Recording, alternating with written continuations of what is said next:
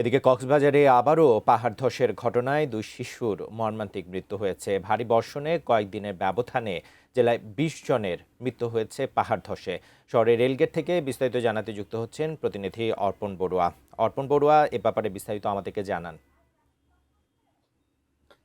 বান্দা যেমনটি বলছিলেন, আজকে ভোর রাতে চকরিয়ার মুসনিয়া কাটা এলাকায় সেখানে 2 জন শিশু নিহত হয়েছে পাহাড় ধসের ঘটনায়। পাহাড় ধসের ঘটনায় কিন্তু মৃত্যুর মিছিল বাড়ছে কক্সবাজার জেলায়। আপনি নিশ্চয় জানেন, গতকাল মাটি চাপা পড়ে এবার কি মাদ্রাসায় মাটি চাপা পড়ে কক্সবাজারের রুখিয়ার যে 5 নম্বর রোহিঙ্গা শিবির রয়েছে সেখানেও 8 জন শিশুর মৃত্যুর খবর আমরা এটিএন নিউজের মাধ্যমে জানিয়েছি। এর আগেও রোহিঙ্গা শিবিরে আরো 8 জনের মৃত্যু হয়েছে। অর্থাৎ এই ভারী বর্ষণজনিত ভারী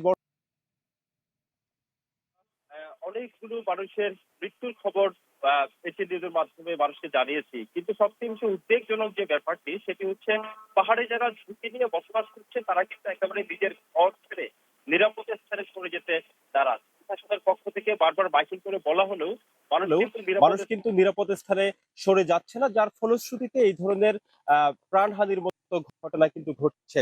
আপনি নিশ্চয়ই জানেন, গত কয়েকদিনের যে টানা বর্ষণের কারণে কক্সবাজারের মাতামুহুরী নদী, বাঁকখালী নদী সহ বিভিন্ন যে নদ নদী রয়েছে সেই নদ নদীগুলোর পানি এখন বিপদ।